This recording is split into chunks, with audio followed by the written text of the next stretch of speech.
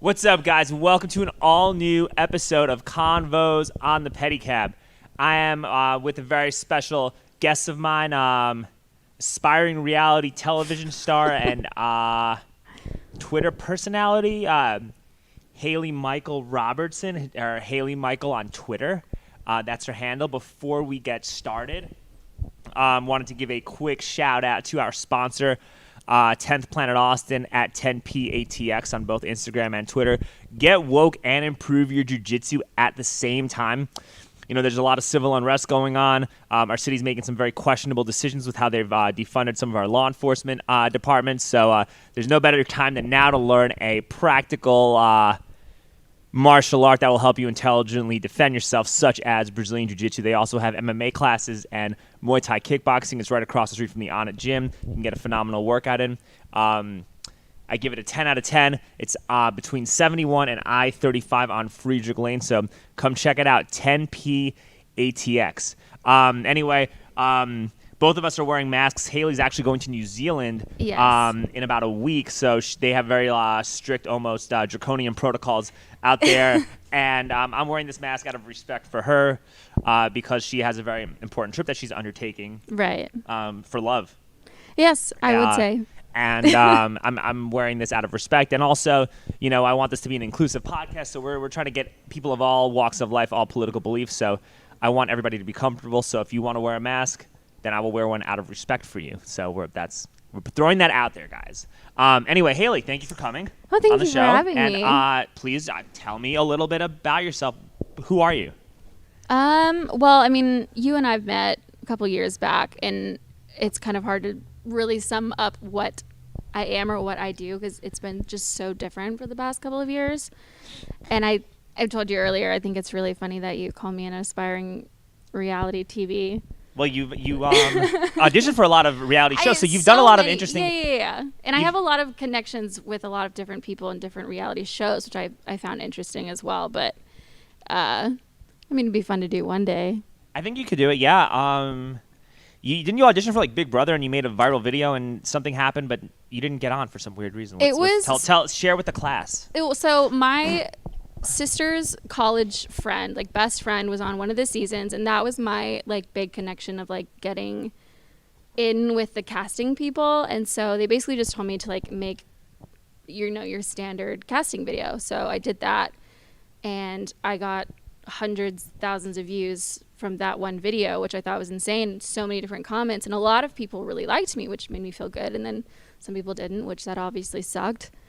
But even now, I still will have people like message me on Instagram being like, so are you going to audition for this season?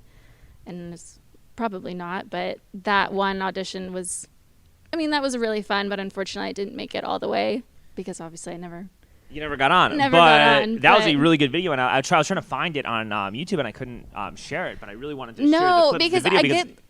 I get like secondhand embarrassment of myself, like after. So for the longest time, I loved the video, and then even the second one I did the next year, I thought it was really good, but now I like cringe when I watch them. So it's like nobody else needs to see these. Is it just because people? It's like the effect of watching yourself over and over again. It just gets weird. Yeah, and then once people I know are like, "Hey, I saw that video that you made," and then it just kind of really sets in. Like, oh wow, like people actually like see me. I hate the way that my voice sounds now. Like, I just need to delete this. Between me and you, I really liked the video. I thought it like brought your personality out. Thank you. Yeah, I thought it made you very interesting. You know what I mean? Like it made me want to watch you on television. Yeah, that was I was just trying to like highlight the really cool parts of like my life. Like, oh, I went to reform school as a kid. Yeah, how did that shit come about? I want to hear that. Like how? Because you don't seem like the type of person that would. No, I mean, even when I was there, a lot of the kids were like, why are you here? Yeah, why were you here? What happened? I mean, I was just normal rebellious teenager, but I think I had like an extra defiant streak. I was sneaking out all the time, like started drinking really young, and I just didn't listen anymore to like my parents. But I mean, the school I ended up going to ended up being on like 2020 for, I think they had allegations of being a conversion therapy center. Was this true? So it says no. So like what? Was that No, what was that experience like? And like, just because you snuck out and drank a little bit doesn't mean that you should go to reform school. Like something, there's more to the story. No, I think it was just I was a very like angry kid, very defiant. Like from a very young age, always had to question authority no matter what. And obviously, like that doesn't really run well with a very like conservative upbringing. Like you listen to the rules, and like that's just how it goes. And it just really didn't fly. And then so when I was there at the school, like they made us wear like prison suits. What? Like orange prison suits, and like go outside and do manual labor for hours on end. I like injured my back at one point, and I had like three herniated discs in my lower back, and they still made me go outside like from I think it's like 8 a.m. to like 6 p.m. Could you have just left the school though? No. Or was it like, did they sentence you there? No, because I think like when your family sends you there, they like legally sign over a portion of like their custody. And your parents did that. Yeah. That's not good. It's now like looking back on it, like the whole culture of like these reform schools is like actually very toxic. And growing up, like just knowing that I went to one of them, like I sympathize so much with kids that are still having to like go to those centers. And a lot of these kids get sent there like without like literally people will go into their home in the middle of the night, grab them, like throw them in a car, and just basically it's like legal kidnapping. But the parents are okay with it though. Yeah. It's not like they just come to your house and just take you away from your parents. Like the parents No. sign off on that. And No, but I mean like yeah, they definitely take away a lot of your freedoms. The orange jumpsuit was not my favorite thing, and then obviously like getting put on certain meds, and then if you refused those meds, you got in trouble. What? They made you take medications? Yeah. That's like that's fucking bullshit. They made you take. What What they make you take? Well, nothing like crazy, but I know a lot of people were switched on and off different meds. I was only on medication for like ADHD. I actually had an Adderall prescription too, so we're both. Yeah. So they, but I didn't feel like myself. I never really took it though. I took it a little bit in college to like for finals and to cram and stuff, but I really just had it to sell to my friends and Yeah. make a little extra money. Exactly. But yeah. statute of limitations. Exactly. But no, so that I think that having that kind of background I think made me stand out a little bit, and then I went into like the car accident that I was in where I was like hit by an 18-wheeler. What? So you were hit? Oh Jesus! So okay. Yeah. And this was in 2017, so like kind of in the middle of where What you got hit by an met. 18-wheel? What happened to you? Because I didn't. Yeah, I have like nerve damage in my face and in my leg. I was asleep in the passenger seat, and I woke up mid crash, and my entire body was like already like underneath the dashboard, and like I was feeling the weight of like the car being moved, and like I could feel glass like still breaking and falling on me. It was crazy. Like when we got out of the car, it was like 2 or 3 in the morning.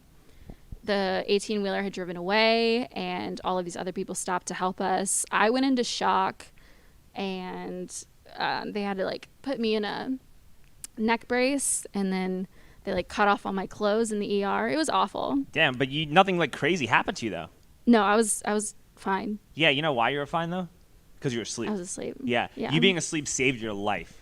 Yeah, because the guy who was driving the car, it was funny. That was actually a first date. And probably the last. Yeah, it was. First and last. Nothing against him. It just obviously not the didn't best. work. No, I mean the date throughout the night was actually really great, but obviously like when you end up in the hospital together, like I know that trauma sometimes brings people together, but really not in that. Not in that situation. Not in that situation. But he definitely got it worse than I did. Of course, yeah, because he was driving. Yeah. Was he okay though? Was he? Yeah, he's fine. But I mean, like he was like cut up and like bloody and all that stuff, where I was just kind of bruised up. And well, good thing nothing like super serious happened to you, right? No, just a little bit of like slight PTSD from driving. Like for the longest time I would not drive, and that actually is like what made me stay in Austin longer. And then that's whenever I met Pat, the Kiwi. Yeah, okay, that makes sense. Mm-hmm. So you went to reform. How long were you in this reform school for? My entire junior year of high school. Oh, so just 1 year. Yeah. And then they just took you out. Like, what made them take you out? Like, how did that? I begged my parents to take me out. So your parents could have taken you out whenever they wanted. Yeah.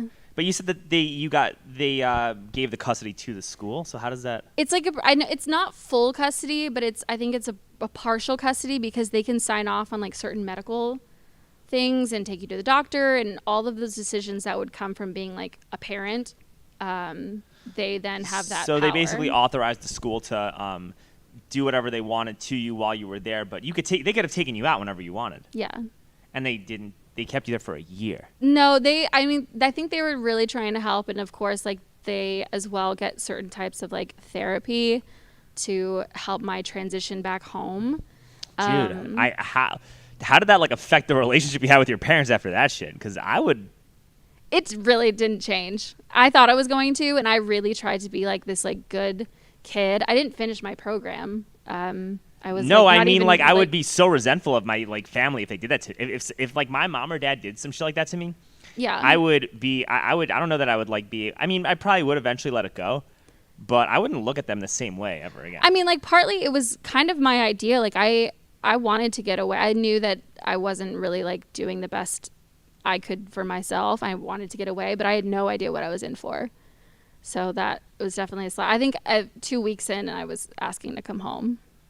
And then I ended up being there my entire junior year.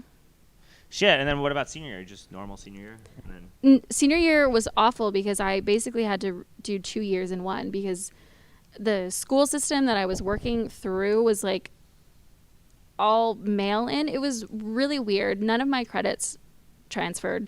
So I basically, my entire senior year was just trying to make up 2 years. And then they didn't even let me walk at like graduation because I didn't fully make it up in time. damn. So let me ask you a question. Like, what exactly? So Am I okay? Is that what you're gonna ask me? No, I feel like you're fine now. That's not. I'm well adjusted. It's been a long time. No, I get that. I mean, that's an interesting story. That's an interesting story. But so you have a conservative family, right? I have a conservative dad. Yes. And mom? I mean, the way that we grew up, it was conservative all around. They're not together anymore. I'm sorry. Yeah, no, it's fine. I think divorce is looked at in a negative way when sometimes I think it's actually a good thing. It's good if you wind up fucking paid from it. Yeah. It's not good if you're the fucking dude losing your fucking house. You get your heart broken and then half your shit's gone. Like, that's not good at all. But I think you're right. But yeah, I think that but thank you. Everything's fine. But yeah, no, I definitely grew up conservative, like church every Sunday, even like I was going to Bible studies, and then this other one, like I think it was called Awana. It was constant. Hey, it is what it is. How do your parents feel about your political views, Haley? They can't stand me now, which is so funny because that's not how I was like a few years ago. I was everything that they believed in is exactly what I believed in. Like what? Well, for you one, seem like you've always been pretty free-spirited, though, right? I have, yeah, for sure. But I think I always wanted to like line my views up with my parents. Like that's kind of just how things are sometimes. Like you want to do everything that they're doing, and you want them to like you. Well, yeah. So I remember even like the first election that I was ever able to vote in. Was that Obama? Yeah. 08 or 12? 12. All right. And I voted for Mitt Romney. You voted for? I penciled somebody in. I didn't even vote for anybody. But see, but even now, they were both still fucking horrible really choices. like Mitt Romney. Why? I don't know. He's Like why? Like that guy's like like literally he's like a vulture capitalist who makes money destroying small business. Like he literally makes money destroying and decimating small businesses. Like that's how he made his fortune. Like he's a corporate raider. But like see, what's like, good about like what the hell is redeeming I wouldn't about vote for this him guy? now, is what I'm saying. Like the change from like what was it, 8 years ago to now is like vastly different. I honestly don't even know what switched in my brain, because like I remember I was like in 2016 and I went out with a guy and I like went over to his house to hang out, and he had like a Bernie Sanders sticker, and I was like, nope. What? But yeah, no, it doesn't make any sense, because now that wouldn't. I was like total opposite. I canvassed for I like phone bank for Bernie Sanders in 2016. Did you? Yeah, Bernie was awesome. I was like I was really hyped on Bernie. I like him now. I liked him more then actually, but I was hyped on the fact that he wasn't receiving any money from any of these mega banks or special interests. And granted, politics are corrupt no matter like how you look at it. But he wasn't receiving like giant mega donations from mega billionaires. He was getting money mostly from just regular everyday people. And the stuff that he was saying was relatable, like, hey, we should have affordable health, like, the affordable health care or free public college and all that stuff, right? Right. And I was into it. I mean, I'm like, this makes sense. Right. Or getting rid of student loan debt, even though I don't have any student debt. I mean, Same. that makes, a lot of that stuff made sense. And also just the fact that you weren't special interest funded, right? Like that was really the issue. Yeah. Right? Is that you weren't funded by any like major Wall Street mega bank type corporations, and you were anti-war. And so then, who is it that you like now? I mean, I don't really like any of these candidates, but it's different now though. Yeah. Because now, it's not about liking a candidate. It's about voting against somebody trying to shut you down and not let you make a living. Yeah. It's about liking the idea of still being able to have your freedoms to move around without having a virus being used as a way to be invasive to your personal life and your financial life. It really is our entire life right now. Yeah, though. yeah. So that's why it's like such a tricky question. It's like, yeah, I didn't vote for Joe Biden, and I didn't vote for Hillary in 2016 because I felt like she stole the election from Bernie Sanders. Yeah. And I'm a lot more horrified of a Joe Biden presidency than I am a Donald Trump.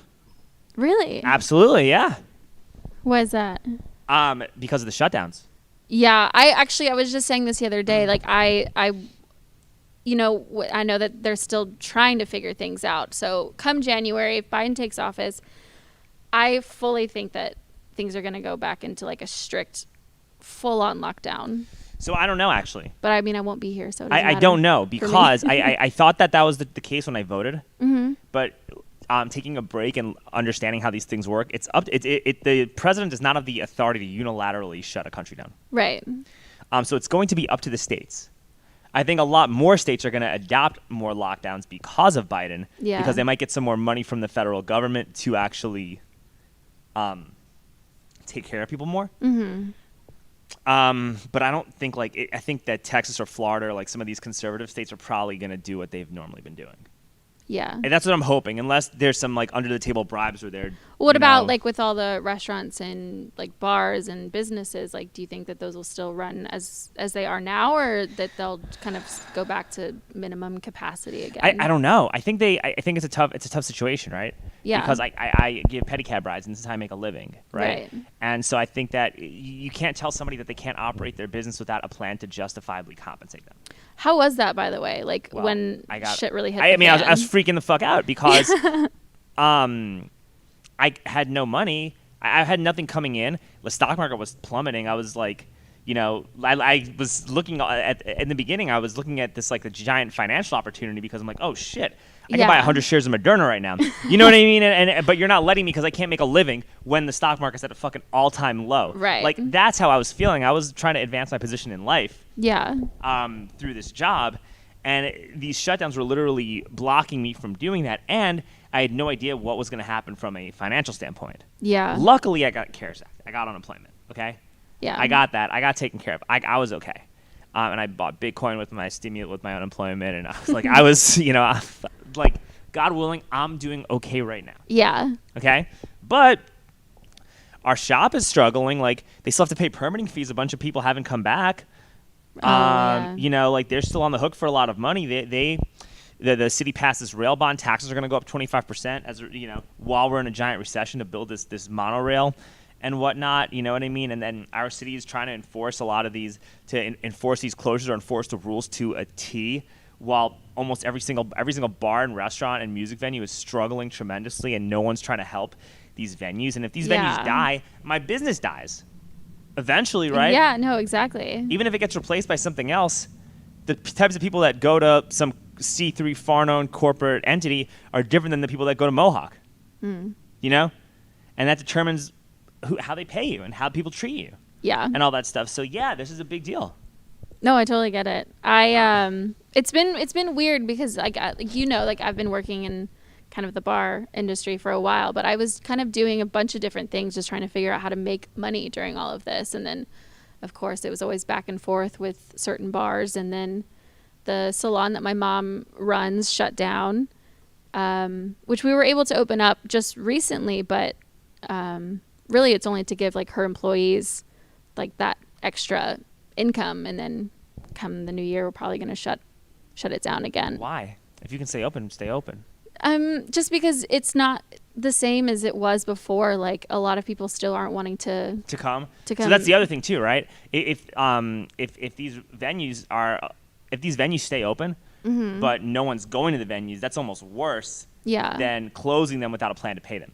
Right. Well, the Is that, bars you know, have been doing really well. Sort like of, because on the weekdays it's dead, and on Friday and Saturday it's good, but there's still rules that they got to follow. Yeah. And they have to operate like restaurants. So when like a place like Buford's has to put tables everywhere, the amount of people that they can actually let in changes. Yeah. And that means less people order drinks. It means you can't go to the bar. It means there's a lot less money being generated from these spots. It helps. It's fine for me because when there are people, I give rides. Yeah. But in terms of those spots, it's not. Well, the bar on the lake that I got to help out with a little bit, they were doing really well during all of this. But you know that big like Trump boat rally that was on the lake that like all those boats sank? Yeah, where George Soros sank the boats. Yeah. Oh, I was there. George, yeah. Well, I wasn't attending. I had to work it. Yeah, George Soros cut the power, Haley. Come on. But I mean, like that's good for them that the bar was doing so well. But I think also like they could technically call themselves a restaurant, which is what a lot of places were doing. I think that a lot of these small businesses are going to become a lot more. They're going to be a lot more right wing, and they're going to host a lot more right wing events right now to stay afloat. Yeah. Like a lot of Back the Blue rallies. Like Broken Spoke was hosting a Back the Blue rally. They did. Yeah, like a couple months ago. And come on, you think they'd be doing something like that like last year? No. No. You know why they're doing it now? Tell me why. Because these people are that's the only group of people that are actually going to frequent these establishments and pay. No, you're totally right. You know, that's how that's what it was going on at the lake. Is that it was a huge Trump rally. Yeah. At the lake, so you're completely right about all of that.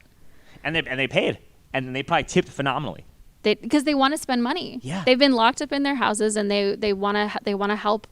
And obviously, like my views don't line up with them, but I'm not going to treat anybody any differently. And you shouldn't. And you got to look at it from another perspective. It's like, dude, these Trump supporters are getting in my cab and paying me lots of money.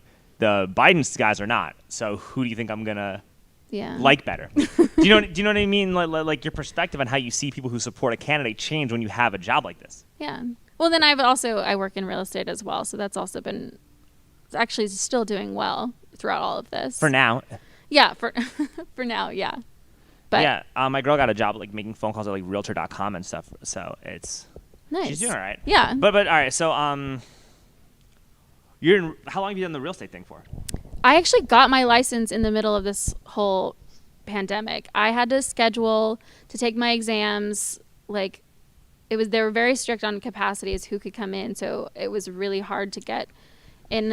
So I think a couple times because I kept failing, I had to go to like different areas. Like at one point I went to San Antonio, and finally I was able to pass my exam, but and I already had a job lined up, so I was fortunate enough to land a new job in the middle of all of this. So how did you feel about the lockdowns and shutdowns in the beginning of all this stuff? Because you were pretty like, when I saw you on Facebook, you seemed like you're pretty pro lockdown in the beginning. It freaked me out. It freaked me out because, well, one, like you still don't. We didn't have enough information about really what was going on, and so obviously, whenever it first got into the U.S. and I panicked a little bit because it's a pandemic. Never did I ever think that we were ever going to live through one. And I know that, yes, a lot of people can survive through it, but there's also been a huge number of people that don't. And so I wanted to do everything that I could so I was being safe because I had a sister who was pregnant at the time, and my entire family lives here in Austin. So I didn't want to do anything that would seem in any way like selfish or reckless. Sure, but and I get that, and that's commendable. Yeah. But also, if you're gonna tell somebody, like, if people are gonna advocate for like these small businesses to close, and they're gonna advocate for these shutdown orders without there being a plan to compensate people justly, that's also selfish. No, you're right.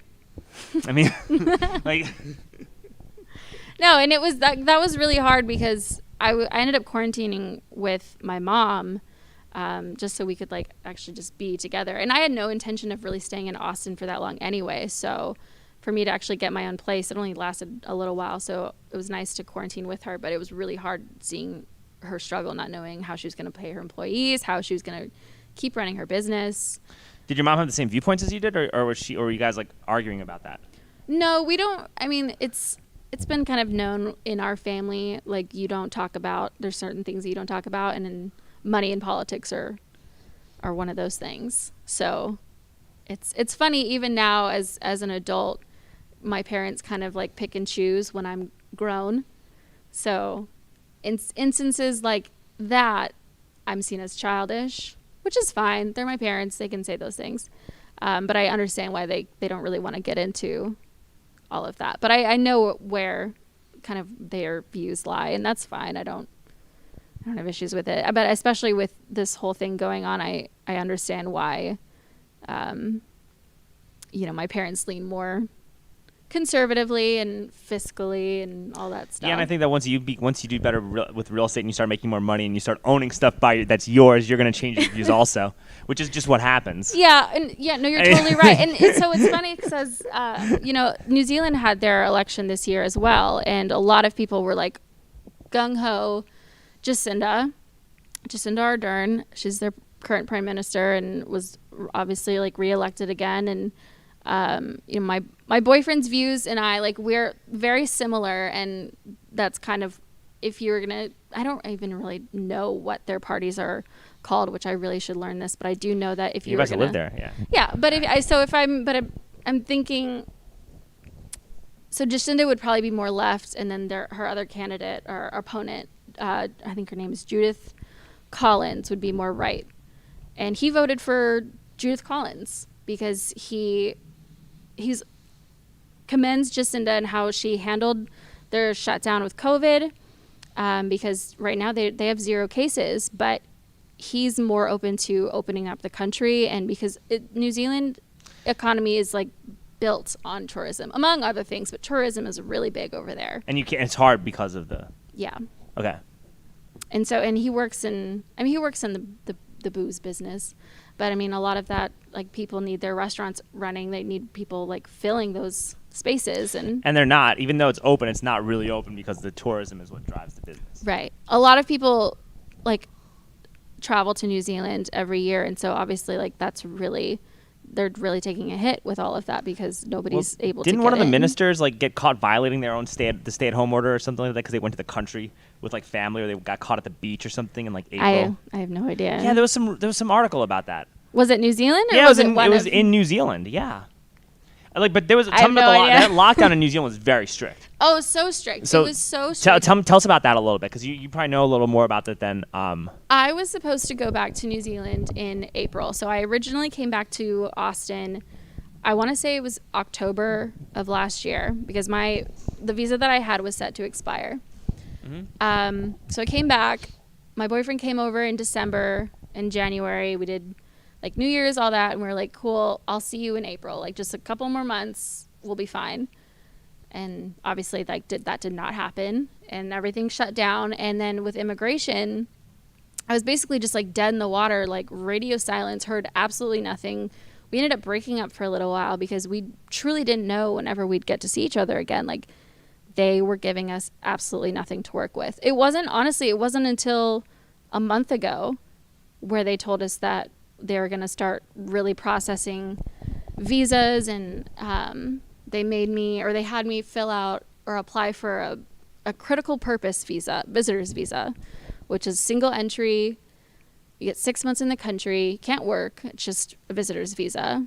And instead, I actually got approved on a partnership visa. So now I have 2 years in the country, multiple entry, and I can work. So that's a lot better, but it's just the fact that just going through all of this. It's annoying. But what were the lockdown protocols like? For them? Yeah. I know that, so Pat was in Auckland, and he decided to go down to Wellington, which is their capital. That's where his family lives, and he wanted to quarantine with them. He didn't want to be by himself in Auckland. They were basically like shut down to a certain area of their residence. So you couldn't go past certain points, or you basically had to stay in this bubble that was like your designated area. I know that you could go to the grocery store, and that was basically it, and the doctor, but and then they were still getting paid. I know that he was still, I think, getting like 80% of his salary. So. But that's also weird because don't you get a lot of tip money that doesn't get put into you? What do you mean? Because you work in the bar, you're a bartender, right? You're getting tipped, and that's cash. Oh, well, so he works in sales for a distillery, and there's no tipping in New Zealand. That's not a thing. What? No. As a bartender, I went over there with the expectations that there wasn't really tipping, but knowing that maybe it'll happen. Absolutely not. It's not a thing. It was very weird. The service is not as good, right? Because of that. No, it's phenomenal. What? I went to Europe and people didn't really tip in Europe, and the waiters were all fucking assholes. I just remembered. Really? Yeah. I remember I left money on the table once in Japan, and she came running after me to give me my money back, because they're just tipping not really. I think the only people that ever tipped me in New Zealand were Americans. Yeah. But no, it's not a thing. So you just work off of an hourly wage. I think the bar worked out. I can't even remember what the pay was. I think maybe $20 an hour. That sucks, though. Yeah. That's a ripoff. I would rather just get tipped. It's not when you work a day shift, because it's really slow. You get the same amount of money during the day as you would on a busy night. Yeah, okay, fair. But if I'm working at night, I don't want to get an hourly rate. I don't want an hourly wage for this. But if you're I like used the situation no here. tipping, then it's not an issue. But if you're coming from America, where as working as a bartender, occasionally you're making 40 to 60 hours or dollars an hour, sometimes way more than that. It's definitely I think I would sometimes my checks from the week, because you get paid weekly in New Zealand, would be one night's work here. Yeah, fuck that. Yeah. That sounds horrible. But I'm not planning on doing that at all, because the bars don't close till 4. You got real estate now, you know what I mean? You're good. No, I'm gonna. It's so different over there. It's very different. So I'm gonna have to do all new classes, all new courses. Let's get back to the lockdowns though. Okay. All right. So what were were people having to go to, what were the fine, because I heard that people were they can only go a certain distance from their house, otherwise they got fined or arrested, and were they using crazy technology or crazy apps to actually track people? How is that working? How do they actually? I wish that they had actually been able to track where you're going. You wish that? I wish I had known what they were doing. Not that they were. I don't know what they were doing to make sure that you're staying within your designated area, or if you were being, cited and fined or something like that. I mean that sounds scary. It honestly sounds like that probably did happen, just because the people who are the people who are currently escaping from quarantine are being arrested, and they're being put in jail for it. Wait, escaping from quarantine they're so the quarantine facilities. Oh, okay. Which But why are people escaping from that? If it's I don't know. Because maybe they're not that great. Maybe there's something different. Maybe there's something that you don't know about, or that you're not sharing, or that's not being shared with you. I mean, I could definitely update you. Yeah, update me on that. But that seems weird. Why are people escaping from quarantine? I think it's maybe that whole cabin fever type thing of you just get maybe almost claustrophobic. You're in a hotel room for 2 weeks, and then when you tell people that you can't do something, their instincts tell them that they I was hearing opposite. Stories about how in New Zealand, if you have the virus or whatnot, right? Mm-hmm. They will put people in special camps to quarantine, right, or facilities. I saw that. That sounds extremely scary. And then I saw you at Speakeasy a couple weeks ago, mm-hmm. and you kind of explained. You kind of put that into perspective a little bit. So I want you to explain that and clear up some of that. Well, okay, so that I had first seen that on Twitter actually, and it was from a Fox News anchor, and she had posted this story, and it just really did not sit well with me, because she was calling them quarantine camps, which nobody in New Zealand is calling them quarantine camps. I think calling in that makes it sound very scary. It does. It sounds scary, yeah. Almost barbaric in a sense. It's almost this refugee tent, the fire festival type living situation. That's what it sounds like. That's what you think of. I feel like it's a FEMA camp or some shit like that. Right. That's scary, yeah. And so that's not the case at all. The quarantine facilities is a 4 or 5 star hotel, which in theory, yes, that sounds really, really nice, but it's you don't, it's not ideal. Like, obviously I'd much rather quarantine at home, but you know, it's what you have. And so I think a lot of people don't like it at all. And so they'll leave the hotel or they'll escape. I think one person actually like jumped out of their window. And then they get, I think, either a really big fine, or I think some people have even been thrown in jail. So how does that work? Do they pay you to do it, or is it free, or what's the deal with all that? I believe it is free to New Zealand citizens. I think even permanent residents. I'm not sure, but I do know that for New Zealand citizens, I don't think that they have to pay. I'm not a New Zealand citizen, so I will have to pay out of pocket. Thankfully, I won't have to pay until after my stay, but it's going to be like, I think, $3,100 New Zealand, which I think is like $2,000 US. Still a lot of money, but if you think about it, it's like the 2 weeks stay in a hotel, 3 meals a day, your COVID tests, and then anything else that I need, like my laundry done. So that kind of covers in that cost. Still not my first choice. Right, but then afterwards, what's life like in New Zealand after you do all that?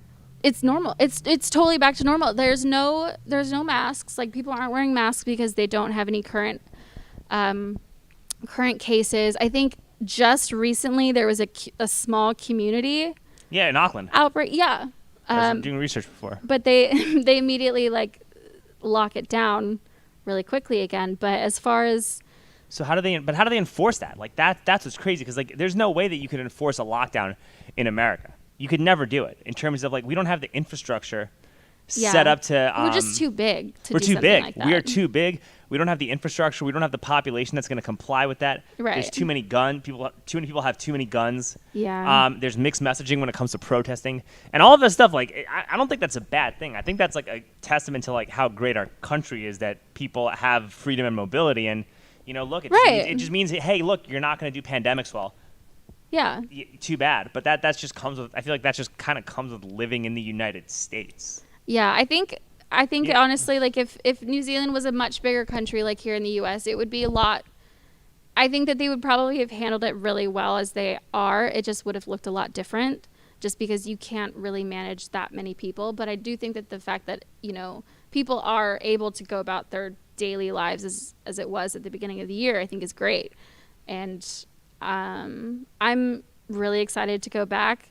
To me, like, having to quarantine for 2 weeks is a very, very small price to pay to be reunited with, you know, my loved ones. The love of your life. Yeah, exactly. So I'll happily do that. Obviously, like, you can't just go to New Zealand and be like, hey, yeah, I want to stay in one of these like quarantine facilities, or just put me up. Like, you have to book your quarantine beforehand, because you can't even book your flight, or you have to book your flight first.